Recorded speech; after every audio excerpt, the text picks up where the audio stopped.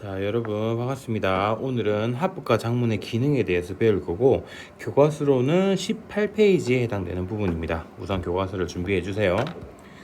자, 여러분 우리는 오늘 배울 내용이 뭐냐라고 했을 때 학습 목표를 통해서 간단히 한번 살펴보면 합법과 장문이 어디에 개인의 자아 성장에 영향을 미치고 개인의 자아 성장들이 모두 다 밑바탕이 되어서 결국엔 어디까지 나아갈 수 있다. 공동체 전체의 발전에 기여할 수 있다라는 걸 우리가 이해하는 단원입니다. 우선 생각 열기 내용을 보면 두 사람 사이의 대화가 나타나 있네요. 자, 우선 첫 번째 친구가 땀을 뻘뻘 흘리면서 뭐라고 이야기하고 있어? 반장, 저 땡땡땡, 그게 땡땡땡이라고 말을 하는 데 있어서 뭔가 좀 불안한 증상 같은 걸 보이고 있는데, 그랬더니 반장이라는 친구가 뭐라고 이야기해? 너무 답답하다. 너는 왜 답답하게 이야기해? 그 문제가 왜? 라고 이야기하면서 안 그래도 말하기에 자신감이 없고 뭔가 부정적인 자아 개념을 가지고 있는 친구에게 이런 핀잔을 주고 있네요. 그랬더니 이 친구가 어떻게 됐어? 아, 난 왜 이리 말을 못할까? 라고 해서 자기 스스로에 대한 평가가 어때? 긍정적이야, 부정적이야? 아주 부정적인 평가를 내리게 되는 일련의 자아 개념이 부정적으로 형성되는 그 과정에 대해서 이야기하고 있습니다. 아주 문제가 되는 상황이죠. 그러고 나아가 반장은 또 어떤 모습까지 보이고 있냐? 야, 언제 그 많은 애들과 이야기를 주고받느냐? 내가 딱 정하는 거 맞지? 라고 하면서 뭔가 독선적이며 독단적인 문제 해결 방법을 선정하고 있다. 자, 이 말은 뭐야? 결국엔 공동체 발전 전체에 이 친구는 부정적인 영향을 주는 친구네요. 자, 우선 교과서 본문 내용을 보면서 그러면 어떤 특징을 가지고 있길래 이런 공동체 발전에 기여할 수 있는지 그 일련의 과정에 대해서 이해해 보도록 합시다. 자, 한 바닥 더 뒤로 넘어가서 18페이지입니다. 자, 우선 위의 내용을 한번 간단하게 읽어볼게요. 자, 합법과 작문 활동을 통해서 우리는 개인이 가진 자아를 인식할 수 있다. 자, 뭐야? 바로 뭐다? 합법과 작문 활동을 통해서 내가 어떤 사람이다. 나는 어떤 사람이다. 라는 개인의 자아 인식을 할 수 있고 또 중요한 거 뭐라 나와 있어? 남들이 자신을 바라보는 것을 인식하고 조정할 수 있다라는 개념이야. 아, 다른 사람이 나를 어떻게 판단하고 어떻게 인식하느냐에 따라서 내 스스로 내가 갖고 있는 자아 개념을 조정해서 뭔가 긍정적인 자아 개념으로 형성해 나갈 수 있겠구나라는 내용이겠죠.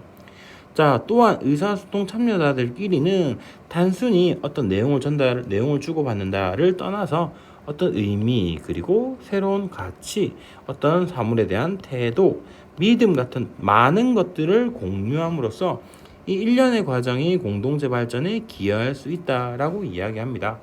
근데 제일 중요한 건 바로 뭐다? 서로에 대한 이해이다라고 되어 있습니다.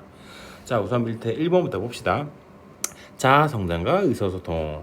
자, 자아 개념은 타인을 통해 얻게 된 자신의 모습을 인식하는 과정에서 주로 형성이 된다. 이게 무슨 말일까? 타인을 통해서 형성이 된다라고 보는 겁니다. 자, 이게 무슨 말이지? 좀 더 볼까요? 자아 개념의 형성에 가장 큰 영향을 미치는 요인은 바로 첫째, 바로 뭐다? 의사소통에 참여한 다른 사람들이다. 자, 이게 무슨 말일까?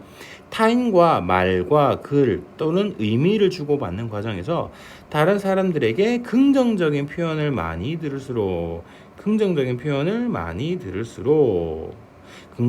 자아 개념이 형성되지만 그에 반해 그렇지 않은 표현, 즉 부정적인 표현을 많이 들을수록 부정적인 자아가 형성이 된다. 따라서 자아 개념을 긍정적으로 이끌기 위해서는 자아 성장, 긍정적인 방향으로 이끌어 자아 성장을 이루려는 노력이 필요한데, 그러려면 먼저 자기 자아에 대한 개념을 정확하게 인식하고 이를 바탕으로 자신의 자아를 조정할 수 있다라고 이야기합니다. 자, 그 말은 뭐다? 긍정적인 평가가 어디에 영향을 미쳐? 긍정적인 자아 인식에 영향을 줄 수 있다라고 이야기하는 거죠. 그럼 반대로 이게 긍정이 아니라 부정으로 바뀐다면 뭐가 될까요? 당연히 긍정이 아닌 부정적인 자아 인식이 생겨날 수밖에 없다라고 이야기할 수도 있겠네요. 따라서 뭘 해야 된다? 다른 사람의 어떤 반응을 뭔가 좀 긍정적으로 받아들여주고 그 사람에 대한 긍정적 인식을 가질 수 있도록 대화하고 글을 써 나가는 것이 더 나은 긍정적 개념으로 나아갈 수 있는 어떤 밑바탕이 될 수 있다라고 생각을 해야 한다라는 겁니다. 우리는 합법과 작문 활동을 함으로써 자아 개념을 인식하고 긍정적인 방향으로 조정할 수 있다. 가령 예를 들어 우리는 주변 사람들과 일상적인 대화를 하면서 서로의 의미, 가치, 태도, 믿음 등을 공유하는 과정을 통해서 자아 개념을 형성하고 끊임없이 변화를 시킨다. 또한 일기 쓰기와 같은 작문 활동을 통해서 자신의 자아 개념을 성찰할 수도 있고 또 이를 긍정적인 방향으로 조정해서 자아를 성장할 수 있는 체험을 할 수도 있다. 즉 스스로를 되돌아보고 스스로를 반성하는 그 과정을 통해서 자아 개념을 성찰할 수 있다, 깨달을 수 있다라고 이야기를 합니다.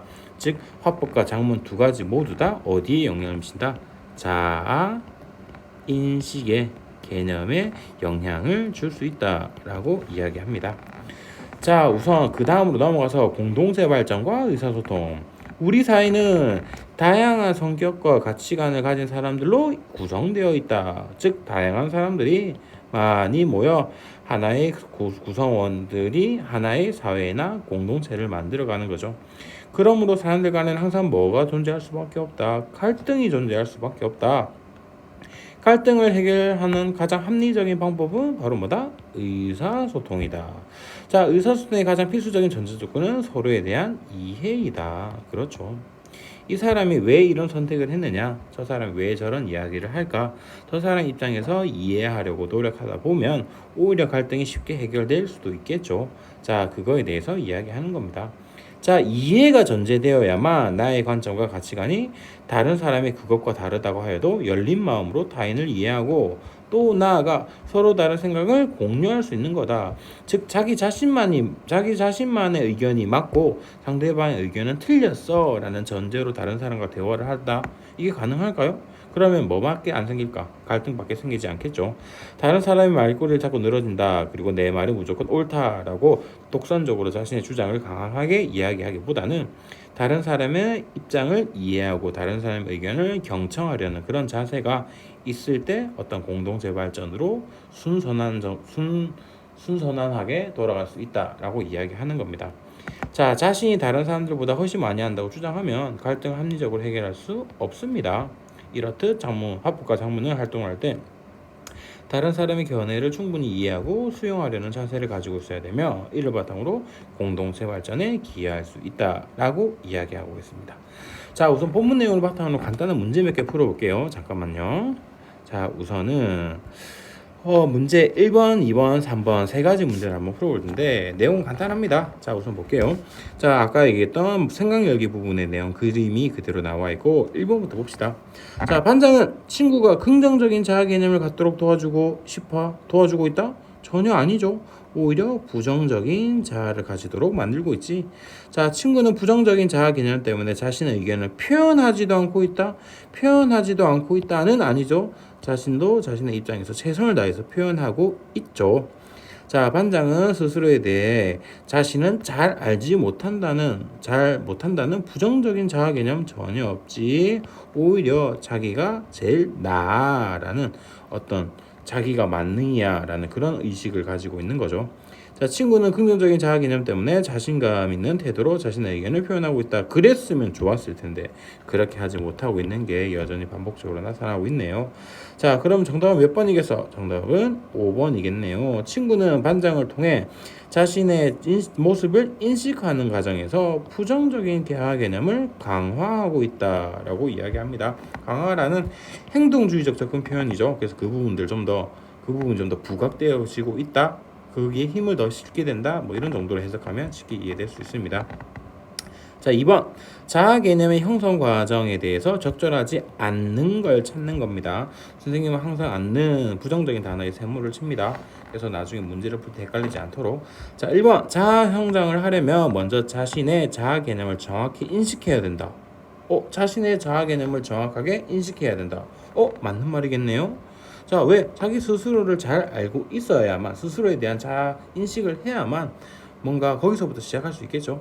자, 자아 개념 형성에 가장 큰 영향을 미친 요인으로는 유전적, 아이고 너무 쉽다. 유전은 말이 안 되죠. 다른 사람의 관계를 통해서 뭐가 만들어져?